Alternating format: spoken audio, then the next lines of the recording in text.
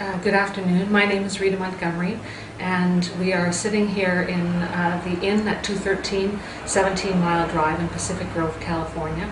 And I have the pleasure of having an interview with Dr. Hugh Леном, and present with me also is Rik Mosss, Dr. Rik Mosss, and Marvin Leeno. We have some questions. I have some questions of Dr. Hugh Леном. Please tell me, how do I pronounce your first name? Is it Ihaleakala? Is that right? It's Ihaleakala.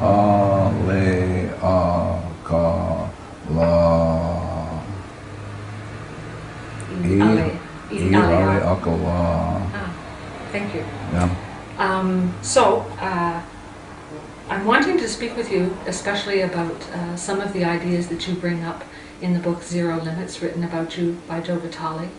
And perhaps you could start out by explaining a little bit about this idea of 100% responsibility for oneself, and an entirely different idea of what the self is according to the system that you speak about. Well, I think Shakespeare said it better than I. If you read Sonnet 146, Shakespeare says, "Poor soul." And so Shakespeare is saying the basic idea is that there are tragedies in our lives because we don't take a look at where the origin of the problem is, and it's always in self. So the tragedy being in life is that we're clueless and we repeat the same thing over and over and over again. And so when I work at, for example, when I worked at Hawaii State Hospital, working with people killed, raped, and murdered people, I had to ask the question, what is going on in me that I'm experiencing this? I'm experiencing a patient being violent, I'm experiencing staff going crazy, that sort of stuff. And so having to take 100% responsibility for that. What's going on in me that I'm creating this experience? And so I just do this cleaning, and the cleaning, the Ho'oponopоно, is about going into the self, and specifically into the subconscious, and where the data is. And since everything is run by information, so the information in my subconscious is dictating to me what I'm seeing, what I'm experiencing. It's like in Shakespeare's Tempest, where Miranda says, "Oh, woe is me to see what I see." So Miranda has this insight that she's only seeing with data. And so it is with me, and so it is with all of you.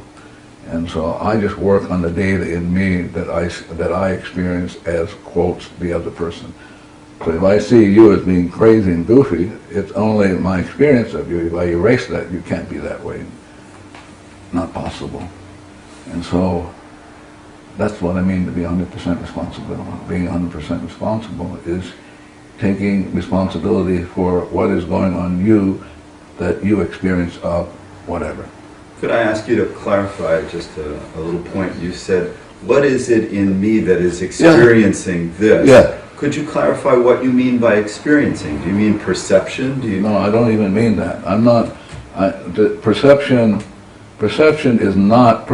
is really a end product or consequence of data playing in the subconscious.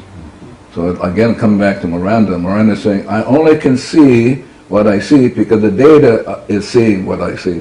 So Miranda is really speaking what Shakespeare said, the mind is just a stage, and the data runs around on the stage, and the data is really what is going on. And so if the data is such that I'm experiencing, I'm suffering, or I'm experiencing people being goofy, then I have to be responsible for that. What's going on in me, and it's simply data playing, and more specifically memories replaying in the subconscious. And those can be erased. Mm-hmm. I think that is probably the most profound thing about this Ho'oponopоно, is that you could erase data. Could you give us an example of what it feels like or looks like for data to be erased, or is that not something that can be done in this kind of setting? I'm not sure what you're asking. Could you give us an example of cleaning? I mean, how do we erase the data within our own minds? Well, Is that something that could be Yes, discussed? of course. You can teach it. Trees can do it. Cars can do it. Anybody can do it. But the idea is the most fundamental question one needs to know is the question, who am I? And most people have no idea about who they are and therefore are not allow the data in them to speak for them, as opposed to choosing to not have the data by erasing it.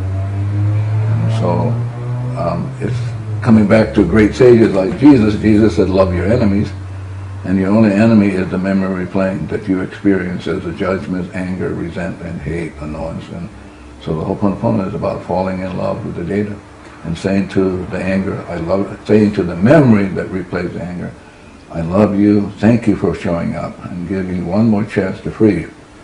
And so the Ho'oponopona is just simply saying, I love you, thank you. When the data is erased, what is the self that remains? Is it a unique self that is God created? Is it individuated, or is it just pure self? So let me come back at you. So I would ask you, who's talking? Who's asking the question?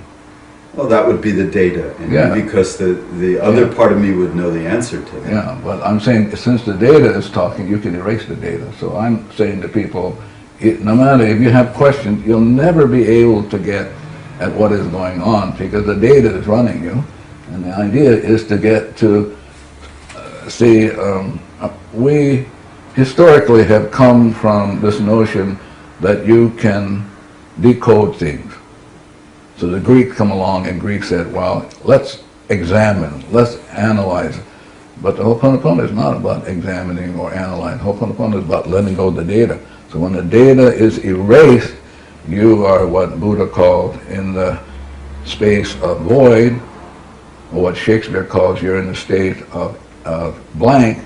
And it is when you are in that state of emptiness, void, and blank, then this inspiration comes through. What quantum physics call the phantom force of nothing.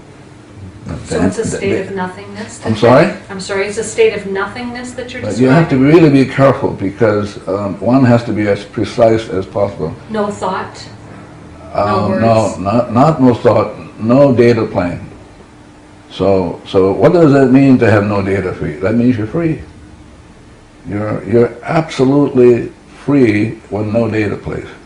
And it's only at freedom, or I'll use another word, clarity. Clarity is defined as no data playing. No data meaning no memory replaying in the subconscious that one experiences. So let's say you get the mind back to zero. Is what Jesus called the stone or the foundation. And only on that foundation then can you build something. And then out of that foundation comes the inspiration. And so you are moved by perfect information as opposed to being using dead information. Because most of the time we're dead.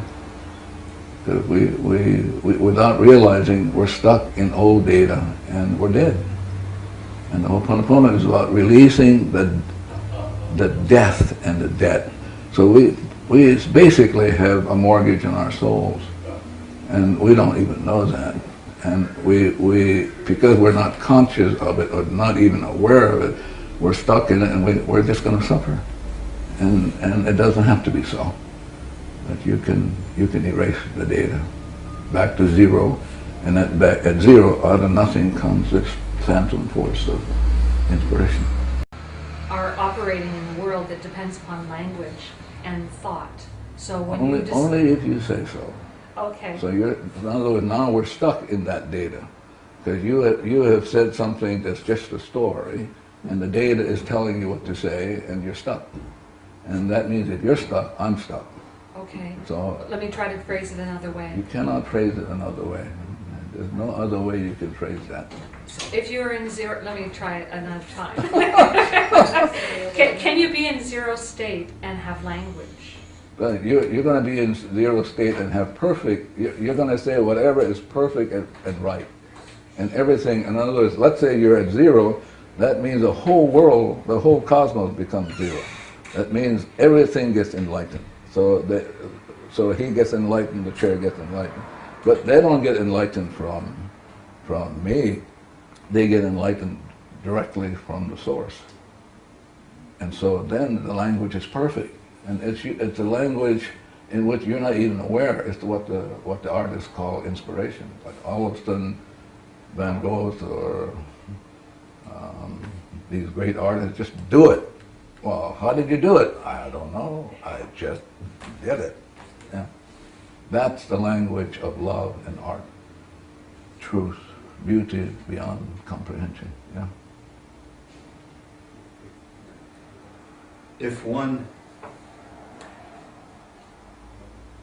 takes responsibility for everything and everyone, Everything that's going on in that person, yes. then the idea of free will, that each has a will to choose or a decision or to choose for themselves how they want to grow, change, heal, Yeah. that would not be a point that you would recognize. Is that correct? Well, it depends on, again, we have to be really precise, so I'm going to come back and ask you. Please. So when you say free will, what does that mean? To me, it means the right to choose against what is natural, the right to hold on to one's programming, the right to separate oneself and one mind from source. See, what happens is that at any given moment, 11 million bits of information is playing, for which you are unconscious of. Yes. So it's driving you. So you don't have free will, but you have choice. The choice is, like Shakespeare is saying, to be or not to be free of the data. Mm-hmm. You have that choice, but the data is going to run you. The only question is, what data is going to run you? Is it going to be inspiration, or is it going to be memory, which is dead stuff? Mm-hmm. So that's the choice, but one doesn't have free will. Can I approach the question differently, because it's not... Yeah. Let's talk about the people at Hawaii State Hospital. Yeah. By changing yourself, you change them because they are part of yourself. Is the language correct? Well, I think what happens is like with you. Before I came here, I got the address, so I did the cleaning on the address. I did the cleaning on this camera and on your camera, because I don't know what he took before, and that will interfere with what's going on now. And so I'm taking 100% responsibility, because peace begins with me. So if I show up and I'm not peaceful, you can't be peaceful yourself. And so I'm only here because only for one purpose, and that is to make amends for whatever. For whatever. Yeah, and I don't know what that whatever is consciously, but there are parts of me that know what that is, and so my job is just to begin being 100% responsible by doing the cleaning. Mm-hmm. Yeah, but I don't know what's getting cleaned up. I'm clueless. I get the impression that you make many of your decisions, your actions, based upon petitioning divinity to make a choice as to act in one way or to act in another way. Is that right? Again, we're going to have to be really precise now. Okay. I do the cleaning. That's my job, to get back to zero. I want to be free. Okay. That's my only purpose for being on this planet is I got garbage, and which is mortgage on my soul, and I want to let go of the garbage so I can be free. And so at freedom, the information comes from the source. Yes. But yeah. I won't even know it. I can't say, oh, I got the information. That's not my job. My job is just to keep cleaning nonstop and let it unfold however it's going to unfold, because 11 million inspirations coming in, I'm not even aware of that. So what is cleaning like? Can you describe what your cleaning process is? Yeah, cleaning is only saying, I'm sorry, please forgive me for whatever data is going on in me that I need to make amends for. Yeah. And so if someone calls you up, like me, Yeah. and says, would you come and speak with us? Yeah. So then what do you do? I clean. And then what happens? Well, if I clean enough, then we go, oh, okay, it's okay to do it, and I do it. Oh, okay. If I clean and I don't get to do it, I won't do it. And there are many interviewers on which I have not done because I don't get to do it, and I'm not making that decision. It's the information in me that's making the decision, And not me. how do you know that? I don't know that. No, I mean, how do you know to come? I don't know that. I just do it. And then it says go, and then I tell him it's okay. But I don't, it isn't like a process where you go, oh, I got it. It's something that has to be worked on and cleaned on, and then like a rose, it just begins to unfold, and at some point, because I've been doing this for, I don't know, almost 3 decades, I have it. Sorry. Can I ask a question please, to that yeah. point? Do you believe it's possible? Some people believe they can ask a question and get a yes or no answer. There's psychokinesiology, there's the use of pendulums, things of that nature that allow one to perceive that they're receiving an answer. Do you believe that that's possible? Well, but I want to come back at you again. Please. For me, the reason I'm here is only for the purpose of cleaning. Okay, I'm clear about that. And so, the purpose of the cleaning is to free up the data. So I don't know exactly what you're talking about. If I were to use a pendulum, I would make sure that I would be data free, and then I would ask. Yeah. But the pendulum, if you're not at zero, you'll get funny answers. Based upon your own scripts and your ideas. I like that, but I would be more precise, based on memories, data in a computer bank. Yeah. Yeah. And so how would you suggest that people begin the enterprise of cleaning? I don't even do that. I just do the cleaning myself, and if people want to learn it, they show up. Yeah, like you. Here I am. Yeah. So, Well, for example, in years ago, I had somebody say to me, "Convince me that I should take this class," and I said to him, "We don't do any marketing. I don't do any of that sort of stuff. I mean, it's a decision, a choice that you have to make on your own. I'm not here to make any money. God, if I was here to make money, I'm in the wrong business." Yeah.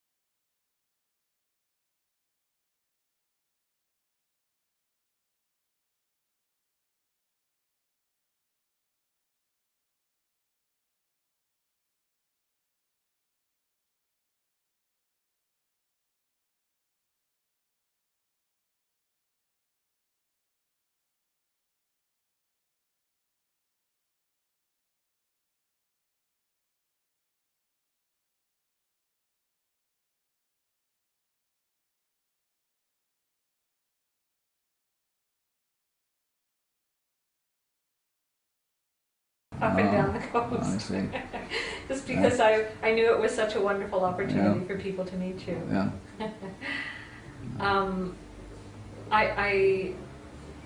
I'm still trying to wrap my mind around what the cleaning process is like on an experiential level. Well, again, you have data. Data I may experience the data as I don't like you. Okay, let's say that data says in my mind I'm going, oh my God, and I have to put up with this bullshit stuff. Right. Blah, blah, blah, and I go, oh, I get to clean with that. Right. What's going on in me? Right. And I didn't know I had it. Right. So I can say to that data in me, I love you. Thank you for giving me one more chance to let you go so that I can be free.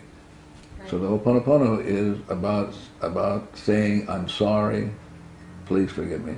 And then the I'm sorry, please forgive me can be said in a different way. I love you, thank you, blueberries, M&Ms, the whole kit and caboodle. Yeah. But the notion is that it's my responsibility, totally. It has nothing to do with you. Right. Yeah. And so you're talking to not the person, but to I'm talking to myself. Yourself. Yeah. Specifically, I'm talking to this inner child in me who is suffering because I'm holding on. So the Ho'oponopona is, you're asking questions, but it's an engagement process. Like you say, you're trying to wrap yourself around it. The Ho'oponopona is about letting go. Right. It's just let go, boom, the data goes, and all of a sudden you get inspiration to do something it never came out for you to do. Right. Yeah. In the introduction to Zero Limits, Joe Vitale talks about programs that go back to the beginning of existence. Yeah. Could you talk a little more about that? Yeah. When coming back again to Shakespeare, and when we were initially created at the beginning, we were nothing. Blank, no data, perfect in every way. Didn't have to think, didn't have to make money, didn't have to do any of this sort of stuff. So no data playing. And then out of that no data, which is what Buddha called void, up comes this, what Buddha called enlightenment, which is the source of the light. And then that source of the light decided, and I don't know why and how come, and I'm not interested, decided to create each one of us, and created each one of us infinitely zero. So that's how we began. And so what does it mean to be infinitely zero? It means we experience heaven on earth, nirvana, art, beauty, love, until something came along, and it brought darkness. Yeah. Yeah. Are you in that state of bliss, nirvana? If I was in that state, I would not be here sitting with you guys. I'm here because I have stuff to let go. But clearly you've had a considerable degree of success based upon your having emptied a psychiatric hospital. I don't know what that means, success. Assisted in a healing for people. No, I didn't assist. I only took care of me. I'm responsible. I wasn't interested in them. They just came along in my life and said, hello, you got stuff you should let go. I said, oh, okay. So I didn't do it for them. They're just mirrors then to yourself?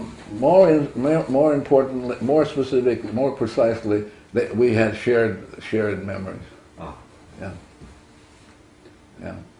So this notion about healing people is bullshit stuff. I didn't do that. I'm only here to clean up what was going on in me that kept him goofy, that kept him stuck in the hospital. That's what I came. I came along to do that, to do it on me, not them. And if they benefit, okay, but that wasn't my orientation. That wasn't my focus. My focus was to be free. Yeah. So anyone who comes in front of you in any way, Or before. you Yeah, have relationship with that person You on have some level. shared data. And do you feel a sense of compassion towards the people that you... You're funny. What does that mean, compassion? A heartfelt connection. You want me to be deadly honest with you? Yes, please. It's bullshit stuff. It's like when you're free at zero, you have nothing.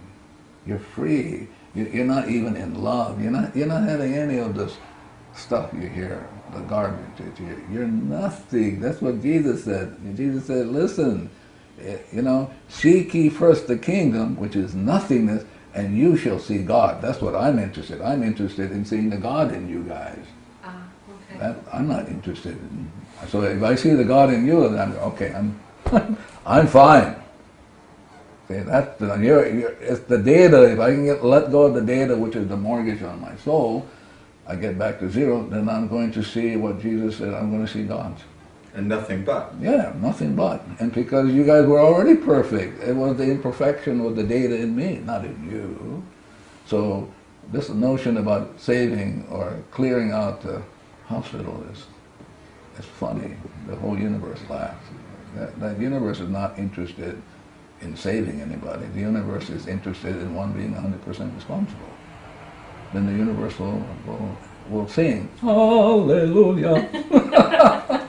But did that event happen then? That was I'm sorry? The event that's described in the book about you working in the psychiatric hospital. What about it? Did it happen? What happened? Did it so happen that you did cleaning on yourself, and that those people were healed and moved on? Let me be really more precise. It's very important to be precise. When I showed up at the hospital, it isn't a job I wanted to do. Right. But I had a friend there who said, we need some help. And I said, well, I can do it. Just give me the names of the people. I can do it from wherever. I don't have to be there. Well, we can't do it because it's confidential. So I said, okay. And maybe after a year or two, I finally relinquished and went. And so when I showed up, all the seclusion rooms were used. And there were people, several people daily in restraint, physical, that sort of restraint. There was really verbal and physical violence in the world. So I just did my cleaning. What was going on in me that I'm experiencing? Like the toilets flushing with nobody on them, a shower turning on with nobody, And so I just began the cleaning, and months later, without making an effort, the seclusion rooms went. Nobody ended up in the seclusion rooms. Whereas it would take several years to turnaround time for people to go home, they were going home.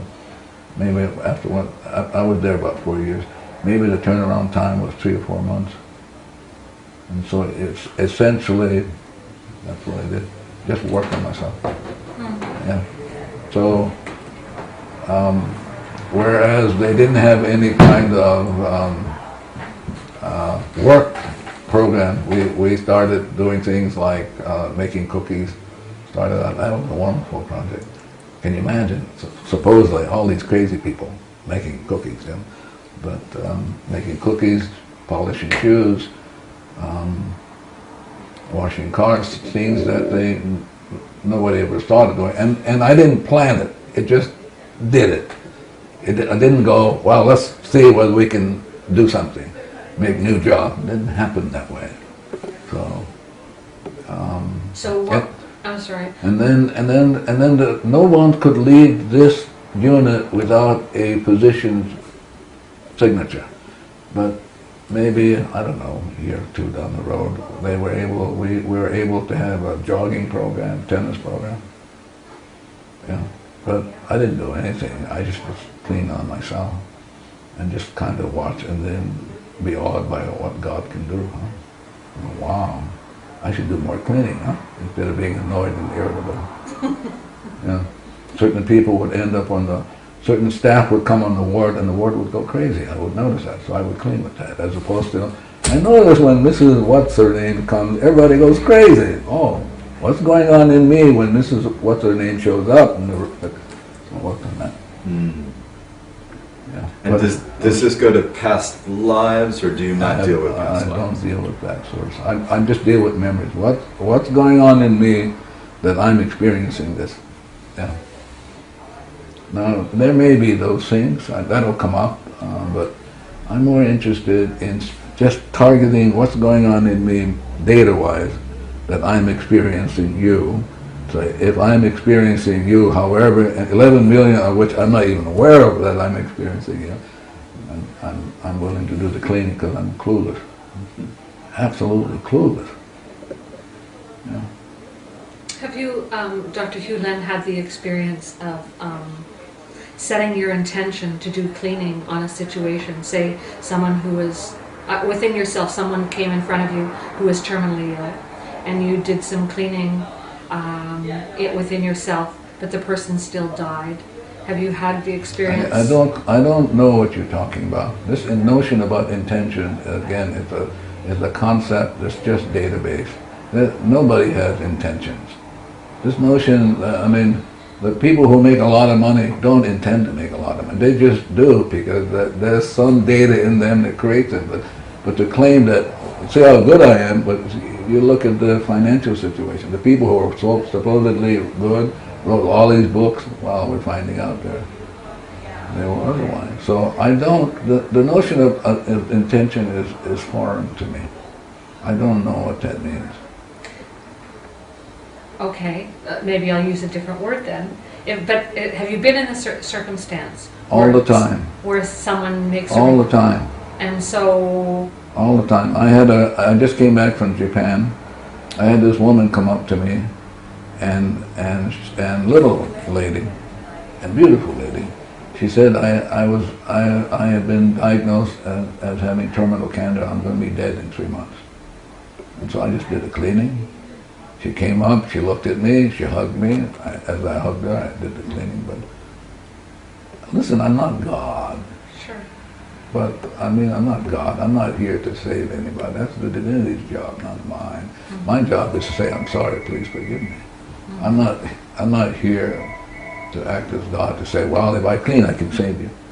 I don't do that. Can you tell us more specifically what you did within yourself when that woman with cancer showed up? Yeah. What did you clean within yourself? Yeah, so I said, as I was hugging her, I said to the divinity, thank you for giving me this opportunity for this lady to come up so that I can look at myself. What's going on in me that I would like to make amends for?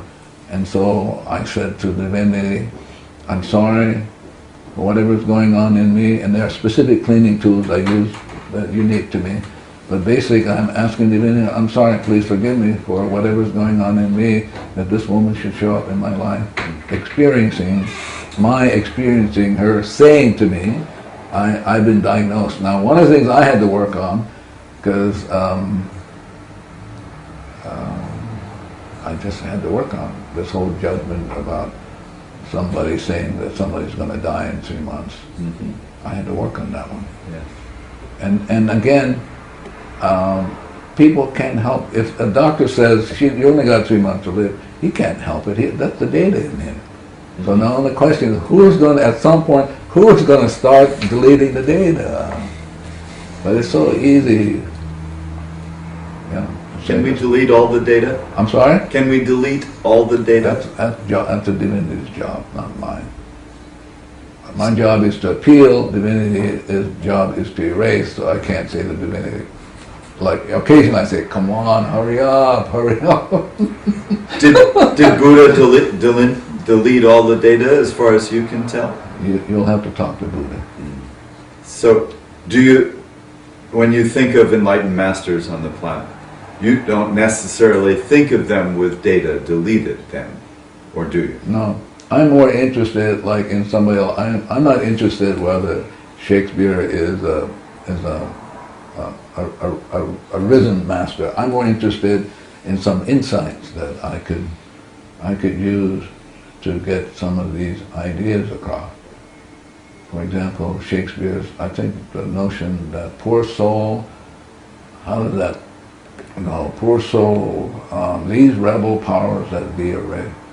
So Shakespeare's already said, hello, the sin or the error is in the soul. So I go, oh, yeah, that's sure. It's not out there someplace. It's a rebel power, what Shakespeare called for, bemoan grievances for gone. It's played before, it's going to play again. The tragedy is we don't know that. That's the tragedy. We don't know that the data runs us. That's the tragedy. And so we're going to repeat it over and over. Have you reached a point in your own evolution where you can see where the data runs you and where you are clear? Sometimes, but rarely. I'm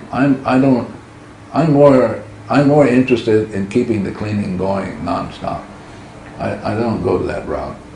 Because I'm absolutely clear in my soul that the divinity has given me one more chance to make amends for whatever is going on in me.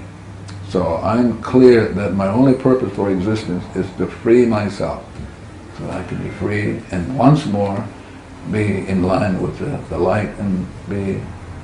An experience at times. Why are you laughing? Do you have an experience at times of feeling like you're in the groove, like you're in perfect alignment? Like are there moments where... I never look for that. But there are times in which I experience like absolute love for my friend here. That I can experience. I have children and grandchildren of which I do the cleaning because I want to make sure that I'm not attached to them in any way so that they can get the information directly from the divinity, not from me. So I'm just cut all the time, and occasionally when I get a call from my children, I have two daughters, 30 plus, I can feel love for them. Yeah. When you say cut, are you talking about cutting apicords? Yeah, I'm talking about erasing memories in me that I experience them as quotes, judging them, how come they don't do this way, they don't do that, and all that. Yeah. And they're beautiful, my children are. Beautiful. Yeah. Yeah, but my responsibility for them is to set them free from any grasp that I have on them, which is memory, like trying to grab them. Would that include loving memories? A memory is a memory. So it's a dead memory. There's no such thing as a good memory. So to set them free from memories would be not to remember any of the past that you've ever had together? Or to at some point to see them as gods. Now you say or. Yeah. They're mutually exclusive. Oh, of course, because if I have, and you know, I'm going to be cleaning with them till the day I die. It's just the way it is. I mean, they're there, I experience them, and I want to make sure I'm just cutting these ties so that they get the information directly from the divinity, not from me. Mm-hmm. So, am I sure? I'm never sure. I don't know that well. I just keep cleaning and cleaning. Yeah. You speak, or maybe it's Joe that references the experience of wonder and the importance of the experience of wonder. Could you talk a little more about that? I'm more interested in the experience of freedom. More than wonder. Yeah. It's interesting because that question brings up, there was a chap, they call himself chap, yes, in Australia, who I gave a lecture, and he kept saying, now wait a minute, you mean you don't want us to be curious? That's his comeback. I said, well, to be at zero, you can be in awe. But if you want to take curiosity instead of awe, be my guest. Yeah. It's hard to put things down only because I'm never certain if I'm inspired or not, and Yeah. and to be very honest, I don't care. I'm just doing the cleaning, just non-stop. Yeah. So I don't have any intentions to. For example, people will call me. I used to do these things. I don't do anymore. There's a young man in Hawaii who he's having a very difficult quote. His mother is saying he's having a difficult time. People don't like him. He's not doing well at school, and so as I'm reading the email, I'm doing the cleaning. What's going on in me? This is showing up. And then she asked how to help him, and I had to remind her, you're not helping him. It's only about you. What's going on in you that you're experiencing that way? And do you take individual clients? I used to, maybe 20 years ago, but I don't do that anymore. Yeah, better that they should learn how to do it on their own, huh?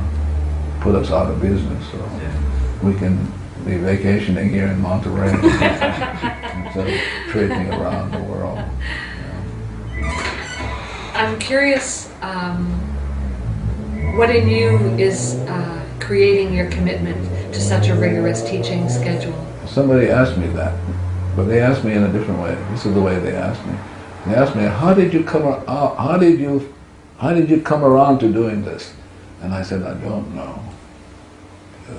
Life is a mystery, and I just happen to be here in this moment, and there are all the forces, and I have no idea how these forces brought me here. But I'm clear though, I'm here to clean with you, chair, the board, this guy, the camera, that thing is going to get on the internet, going to get on shows, and the shows are all generated by oil. You know that, right? You have a cell phone? Yes. You know what the power of that cell phone is? Oil. Without the oil, that you guys wouldn't have any. Couldn't generate a cell phone message. It all goes back. So I'm cleaning with that. The rape of Mother Earth. I know. We're raping Mother Earth, but we can't help it. So I have to remind myself, nobody can help it. Everybody's stuck in programs, and so somebody's got to get to the cleaning, and I'm willing to do it. Marvin's willing to do it. More and more people around the world are willing to do it. You have, I guess the answer I was looking to that last question is, I had in mind the possibility that you had the hope that many people would be doing this work, and that we might change if nobody showed up, I would do it anyway. But would it not be your hope? Or maybe you don't hope? That there would be don't you a think movement? Don't you think it's a form of manipulation? I've thought that. Well, I can erase that then. if you're not, I can work on that. I want to get to zero, so that the people who are divinely correct to come will come. Right. That's mine. I'm not here to promote anything. I'm not. At least I'm not intending to do it. I'm not conscious I'm doing it. I may be, but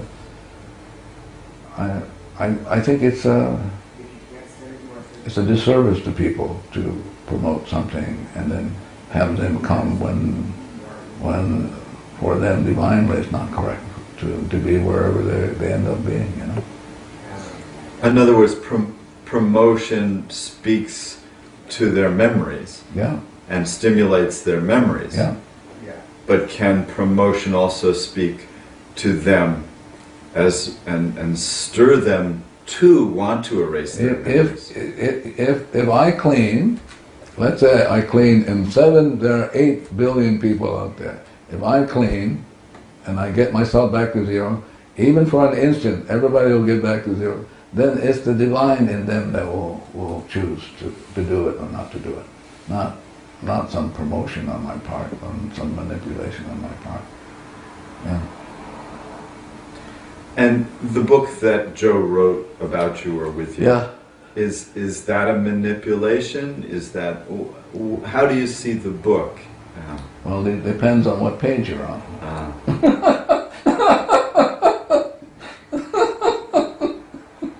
Yeah, depends on what page you're on. depends on overall, what. how do you feel about the book? Well, but I cleaned before, so like with you, he had asked me months and months and months if I would do a book with him, and I did the cleaning. I heard no, just like with you guys, and at some point I heard yes, and so I did it. Now, I'm responsible for every point and every letter in the book, so there are people who will ask me certain things, and having not read all of the book myself, yeah, so, but my own sense, he's a nice guy. And so he shows up for me to clean, and I clean, and I heard do it.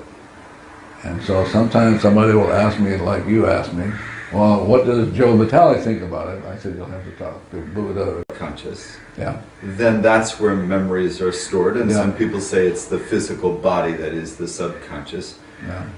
What about a chair? What about what we would maybe call an inanimate object that does not have a subconscious? Yeah. Where does it store its memories? It does have this thing is alive. This thing is telling me who sat here, all the people who sat here. This thing is telling me where the material came from. It's talking to me, and as it's talking, I'm just doing the cleaning.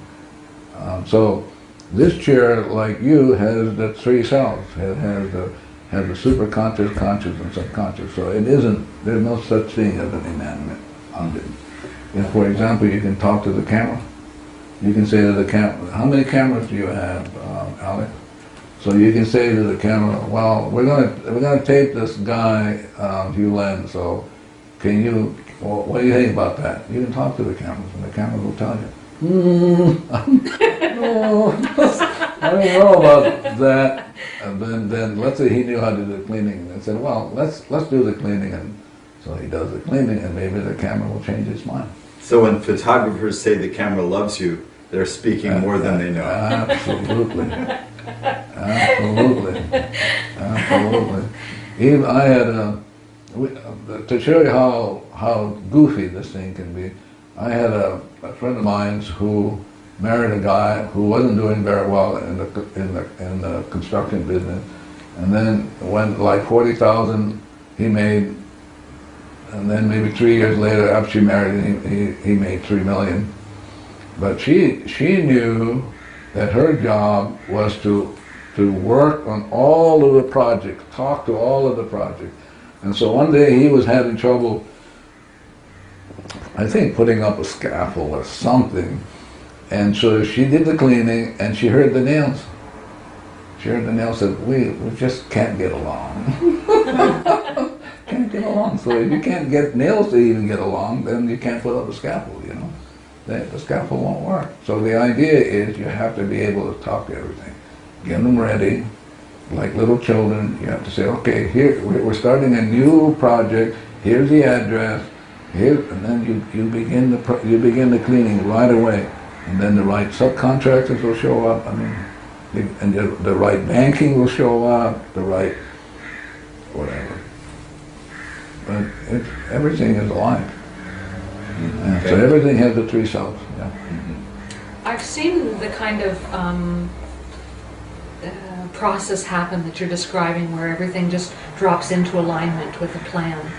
But how is it?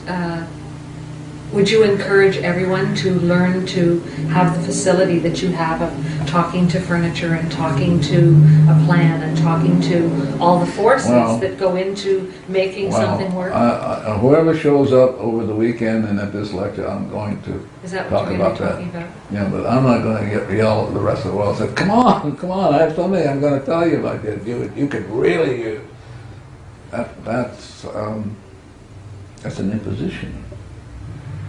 Yeah, it's an imposition. It's not a gift. It's an imposition.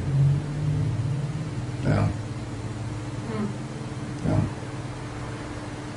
My job is to do my cleaning, and then if I'm If I do my cleaning and get back to zero, everybody will get back to zero. That's the only purpose I'm here. And then people show up because they would like to, however they've heard it and they would like to know more, I'm willing to do that. Because if I can get more people to clean, then I'm going to have more enlightenment, huh? Great. As opposed my light bulb my children said, Dad, your light's out. Said, thank you. Are there certain activities that you engage in life that help you to get to zero more than others? Yeah, like eating cleaning foods, drinking liquids that are cleaning, having plants in your environment that clean, of course. Yeah. When you are doing cleaning, are you going into an altered state of consciousness? No. Or you're just doing it from your conscious mind and trusting that? Well, I'm hoping, I'm doing it consciously, but I'm hoping I've talked to my subconscious, who is a computer bank, that the subconscious has heard me enough, I've fallen in love with it, and has asked it, please help me with the cleaning. And so I've downloaded every information that I know about the cleaning, and so my subconscious knows it, and it will do the cleaning. So, are there any guides or angels that help one with cleaning? If you eat blueberries, for example, blueberries erase memories and open up angelic kingdoms. Yeah. Could you speak to us a little about angelic kingdoms? What would you like to know? Are there levels to them? Do they interact with humans? I don't know those things. I don't go that route. All I know is one day I was cleaning years ago, and he said, "Why don't you try blueberries?" I said, "Okay." And I said, "Well, what do you say?" I said, "Well, I could see the angelic kingdom." And then that was it. The discussion ended. I didn't hear whether they were levels, or they were stretched out. I didn't hear any of that. Do you mean like nature spirits when you speak of angels? I don't know what that is. Like people say that there are little people that are guardians of plants and the earth. No, I'm talking about angelic kingdom. Other universes, other dimensions that open up, stretch open. So you eat one blueberry, just stretches, and your mind goes, wow. Yeah, and you may not be conscious of it. That's the 11 million for which you're not conscious. Right. And it's different with blackberries than blueberries. I don't know about blackberries. I know blueberries. I know strawberries. Those things. Strawberries, for example, deal with women's hatred for men. Lots there, you know. That's right. I remember that. I forgot all about that. Why don't you tell us a little? It's a story, and the story is probably there are similar stories across culture. So anyway, this is a Los Angeles story. So divinity said, "Hello, heaven on earth now. You get this experience." Adam goes, "Yeah." Eve goes, "Yeah. Wow, incredible." And so divinity then says, "Now you see that tree over there? That's the tree of knowledge. I wouldn't eat that stuff. You see that apple? I wouldn't eat it because you don't need it. You're already perfect." Well, maybe zillions of lifetimes, Eve says to Adam, "Come on, we got to eat that because I think he's keeping a secret from us." And then along comes the so-called serpent part of the, yeah. So finally, they eat it, and then Jesus, I take that back. God comes along and in his long robe, and you can hear him swishing. And then he goes, "There's a difference in vibration in this." And Adam says what? What does Adam say? Adam says, "She made me do it." Oh, that's right. She made me do it. And that's the story of women. Abused, neglected. Scapegoating. But she made me do it. And so women end up, for example, with menopause, rage. That's rage. That's the kind of stuff that can be prevented. But that's rage. Menopause is rage? Yep. Thought I'd just throw that in, yeah, for good measure. Rage. prevented by cleaning? Oh yeah, it could. It could be worked on, but you know, it's better to work on it before than wait till towards the end. All of a sudden, it's like, You mean the cessation of menses is rage? Or the symptomology that goes with it's rage. This, it? You're talking about hot flashes and stuff like yeah, that. it's rage. Symptoms. Yes, the Yeah, symptoms. it's rage. It isn't, quotes, natural. It's not a natural state. I can't imagine God would create somebody and say, create you and say, I'm going to make you suffer. I can't imagine that. So where did it come from? Well, it came from she made me do it. So we have a lot of Ho'oponopona. You got more than a lot. Yeah. So that's women's rage towards men. What about men's rage towards women? Well, but see now you're moving in a way. The question I would ask if I were a woman, what's going on in me that I can clean this thing up? As opposed to looking outside and say, why did you do that to me? And you should get your act together. Yeah, actually, sorry, Rick. One of the questions that crosses my mind is, why is it that we have that degree of rage towards each other, fellow human beings? But you're speaking data. You're engaged. You're wrapping this up as opposed to you can let it go. I love you. Thank you. Whatever you can. I love you. But we have an addiction. The addiction is so intense. We grab things. How come? Have you ever read Chekhov, the Russian short story? That's the theme in all of his stories. How come? Why? Why did they cut down that forest? Why are they doing that? Why is it that we can't get along? Why is it that we suffer when if we were friends, everybody would profit from this? Well, the why is it's old data playing, and we're stuck in it. Yes. And if you grab it like the Greeks do, we're gonna analyze it like I was trained when I got a PhD at University of Iowa. You're gonna grab it and try to make sense of it. You can't. 11 million for which you are clueless. And so the idea is Jesus, Moses, all these great sages come along to hello, let's go. So have you set aside your analytical processes? No, you see, I'm still here. What are you talking about? Yeah, I'm still here. If I had let that all go, I wouldn't be here. You wouldn't be here either. If you were going to ask you a really rich question, what question would you ask yourself? Who am I? And how would you answer it? I am infinitely zero. I'm an exact copy of the source, the infinite. I'm an exact copy. That means I'm perfect in every way. My problem is not me. My problem is the data in me. Are you an individuated perfection? What does that mean? Do we have any individuated aspects? One more time. Did God create us individually? Yeah, of course. So God created you, and your rhythm is very different from hers. Your rhythm is different from the chair, of course. And so even at zero limits, I still have a rhythm that is unique Absolutely. to this. And you have a rhythm for which then you have a certain purpose for which only you can fulfill. And if you don't fulfill it, then we're all stuck. Yeah. But each of us, like Marvin and me, this chair, we have been given the gift of this lifetime to take ourselves back. What Shakespeare says, to thine own self be true. And who are we? We are like an exact likeness of the divine, which is we're zero infinite. That's what we're nothing. My mother used to say that to me when I used to go surfing and come home late. You're nothing, you're nothing. And now I realize I'm nothing. She was right all along. That was a good thing, right? Always listen to your mother.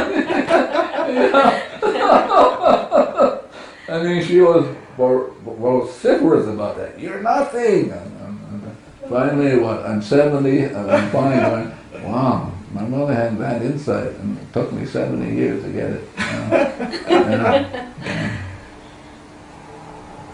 is this, I know that this is a revised version of Ho'oponopona that you work with, and I'm wondering whether or not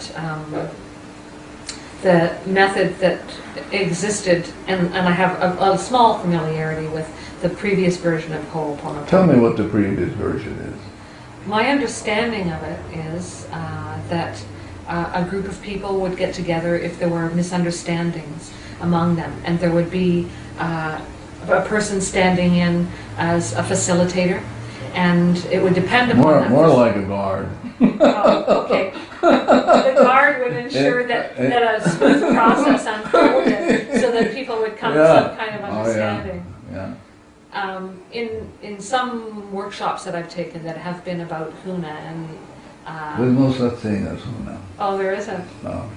That's made up by some white person. Oh, really? Yeah. Yeah. Go ahead. I'm sorry. Well, I was wondering if in the previous version, the earlier version of Ho'oponopona, before Hawaii was infiltrated by foreigners, Visited by foreigners, Yeah. if you think that perhaps things were different then Well, if a society evolved that was perhaps more enlightened. listen, if you look at across the culture, across all the cultures that we have in this great village called mankind, you will find only two models, and one model is very rare, and that model is you got to go talk to a guru to get to talk to the divinity, right? Right. This one you can talk directly. You don't need a guru, you don't need a coach, you don't need a master, you don't need any of those. You don't even need, if I'm angry with him, I don't need him because the anger is in me. Right. So why would I? So the thing I liked about this when I heard about it 20-something years ago was, wow, it's just my own stuff, and I can go directly to divinity who can erase it, you know? Yeah. So the Ho'oponopona that we teach, you're on your own, but you got a good coach called God. Yeah. You can talk directly, and only that force in you can erase. There's no guru, there's no master, there's no pope, there's nobody can erase. Only the divinity in you can do that. So I'm going to talk to why should I go to an in-between? A wholesaler. People do you not who do the Ho'oponopona work with you? I'm part of a group of people who we have developed over the last 25 or 26 years. Some of them are coordinators, like my friend Marvin here, who does most of the work. He has to listen to all these telephone calls, get these emails, and I'm glad I don't have to. That's not my part. I wasn't created for that thing. But and then we have also coordinators who can teach, who coordinate teach, and then we have people who teach who don't coordinate, and then we have key people who are key people because of the cleaning that they have been assigned to do, not because of anything else, but they are important people in terms of cleaning. If we can get them involved in the cleaning, we will have an easier go. Yeah, so we have 1, 2, 3, 4 of them. Yeah. So these people are particularly skilled at cleaning? Not that they're skilled, they're the worst people on the planet. Really? Divinity says, okay, let's get the worst people on the planet to do the cleaning. Wow, I think that's wonderful, don't you think so? So we have the biggest troublemakers in the cosmos helping with the cleaning. Yeah, I'm serious. Yeah. So why, Divinity said, why would I? Jesus came and said, why would I fall in love, be in love with somebody that already loves me? I'm going to go look for somebody who hates me. So we got a lot of people who are kind of that category who can clean because that's what they've come to do. Wow. Yeah. That's inspiring. You suppose she got that? No. I didn't. Can you share that with us? Did you get it? Yeah, go ahead, share that with me. I don't understand. That there are people who so want to clean up themselves and they have so much work to do that their cleaning really transforms the planet because how much they have to clean. Yeah. Yeah. And without their cleaning, we would have, it would take a longer. They are longer big time. vacuum cleaners. Yeah. Mandungus.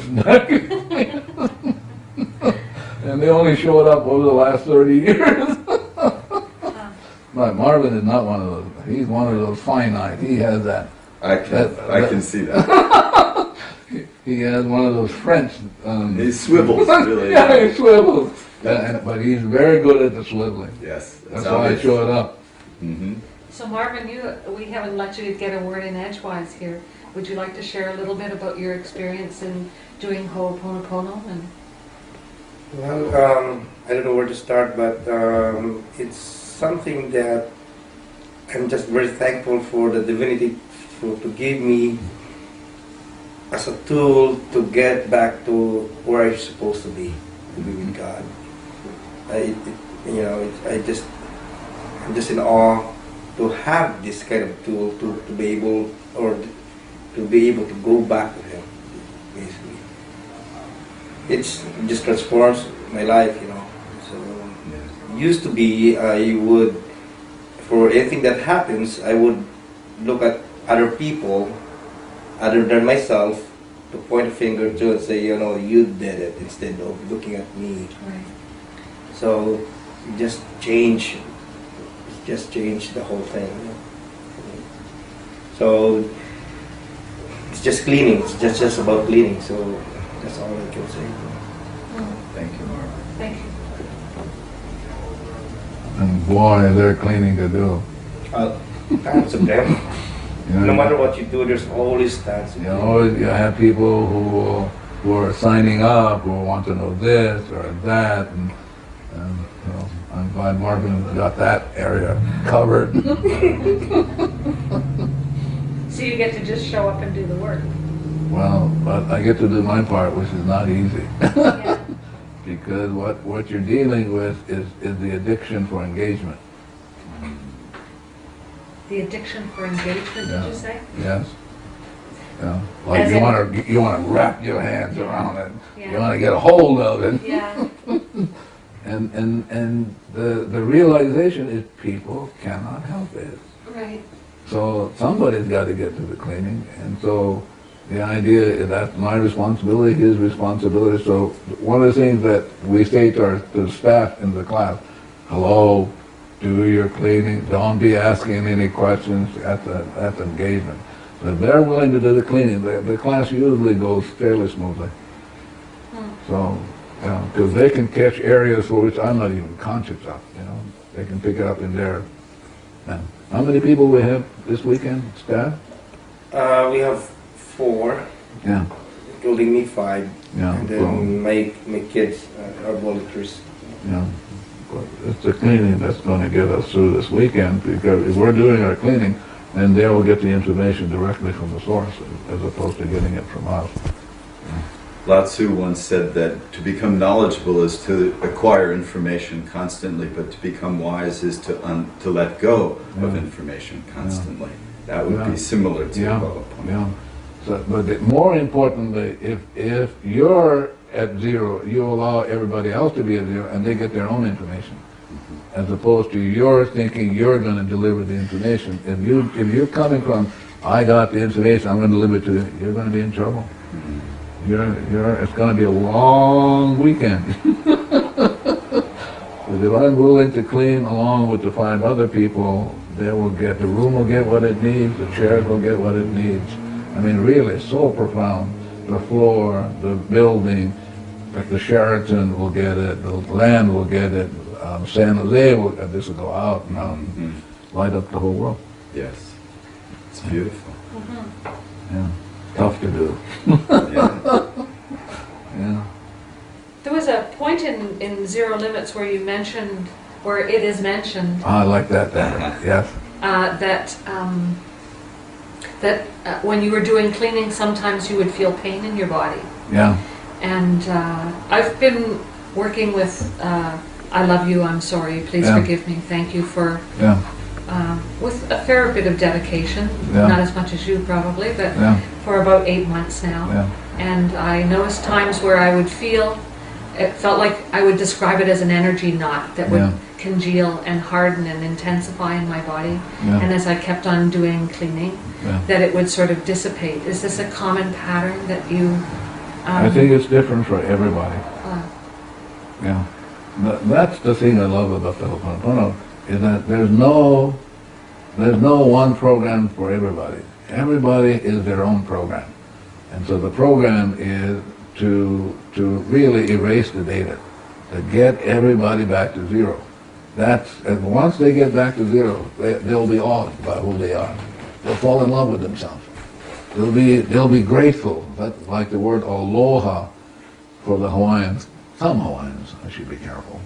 Some Hawaiians, when you say aloha, you're actually saying alo means to be in the presence and ha means God.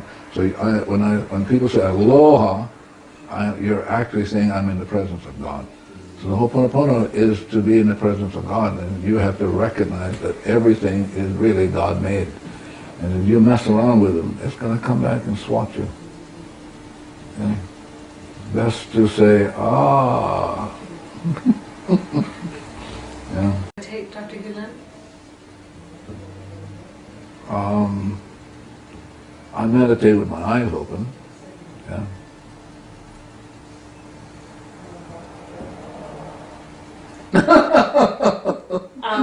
There are times when I do meditate, Yeah. and there are times when you sort of get into a spaciousness sort of state of being where it feels very peaceful and open and connected.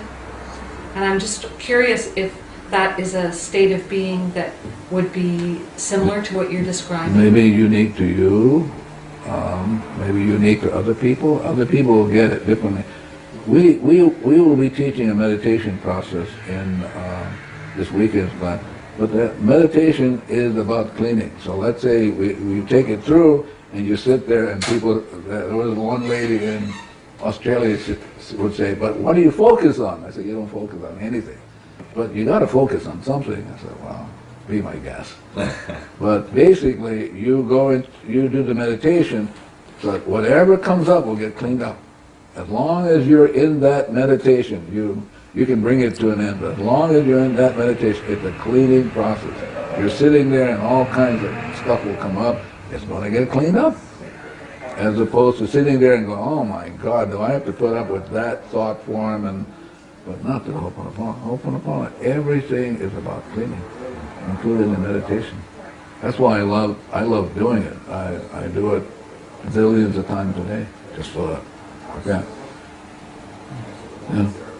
But I only do it for cleaning. I really want to get back to my original state, which is purity of heart. Yeah. Yeah. But I think the most important question is, who am I? If you have no idea about that, you'll always suffer. You can't get home. You can't get home. I mean, that's the most important question in creation. Who am I? Yeah. So the Ho'oponoponu is about saying, hello, this is who you are. You're perfect already. The garbage that you're experiencing is not you, just data. They go, huh? and then they go, wow, thank God. How about guilt, Dr. Hью Леном? Data. Yeah. What about, I was doing a class with Joe Vitale, and something phenomenal happened. Something that I was moved by. So towards the end, a man in the back of the room says, how do you, I think, not quite if I'm doing it correctly, accurately, how do you clean with if I have the experience of having sexually molested my granddaughter? I went, wow, there it is.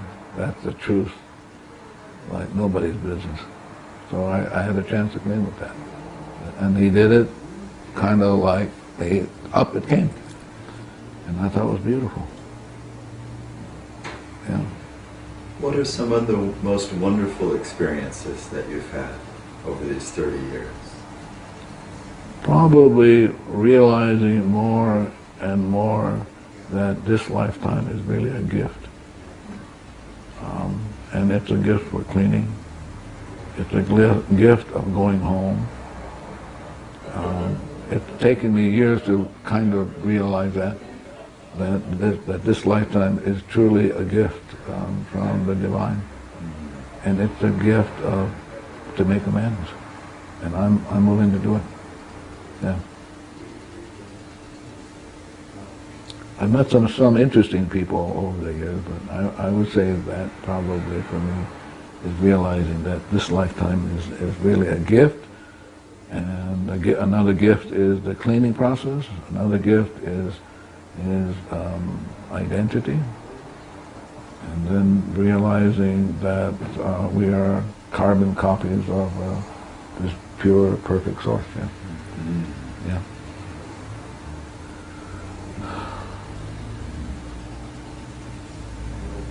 Yes. Do you have experience of moments or blocks of time where you feel yourself as source? As what? As divinity? That being in a state of consciousness, perhaps where you would be merged with your high self, your conscious mind and your high self would open up a window of perception? I have moments of feeling love for myself. I have moments of feeling love for my children. I mean, a kind of love where you have no attachments. That I have this experience of experiencing God's love for my children. I've had that experience. I've had the kind of experience of God's love for me. Is it possible that God is the only thing that loves? Oh, that's absolutely so. So God is love. Everything else is a mimic. I've heard it said that love is looking with the eyes of God and seeing God. Yeah, but that's what Jesus said. Seek ye first God. Blessed are the pure in heart. 0, for they shall see God, but the God in them is seeing God. And I've had those experiences. They've come and gone. Mostly I feel like caught up in data and so, which I need to clean. Yeah. Yeah. When you travel the world, you're always apt to have a lot of garbage come up. Yeah. Like one of the garbage I deal with, and I clean with it before I show up, and I've been cleaning with it for almost 3 decades. Is this notion that you can come to an appreciation of God by grasping, through the grasping process, the engagement process. It can't be done. It can't be done. It's a surrender. Yeah, not that. For me, it's a letting go. It's taking 100% responsibility to just let go. And it's not easy to let go, because the letting go, for example, some people will say, well, I'm clean, but I don't get any result. Well, as they're talking to me, I'm cleaning. What would we be cleaning with? Intention. So I'm cleaning with intention. The person is cleaning with a certain intention. Okay? I'm cleaning with, when people tell me that, I'm cleaning with, God is not a concierge. You don't say to God, I'm going to clean it, I want this color, this, but I want it to look like this, and there you go. You look young. So I get to work on that because I didn't realize I had it. And so people will show up in my life if I don't get really stuck in what the hell are they talking about, as opposed to, oh, what's going on in me that's coming up that I can work on. That's the tough one. Yeah. Does anyone help you clean? What does that mean? Do you have someone that either sets an environment, holds space? I think there's someone, actually there are 2 or 3 people that I work with that we do cleaning when things come up. You know, if there are things that, for example, if a request comes from, like, I got a request from Singapore. Singapore there's a banker there that wants us to come. And so I do the cleaning, and then I give that information to 2 or 3 people, and they can do it. And so we can get the information because we're the baddest guys on the earth. So we clean up, and then to see whether it's correct to do. Yeah. Yeah. Thank you so Thank much. you so Not much. at all. Not at all. I enjoyed it. I'm grateful. Got a chance to clean. All good.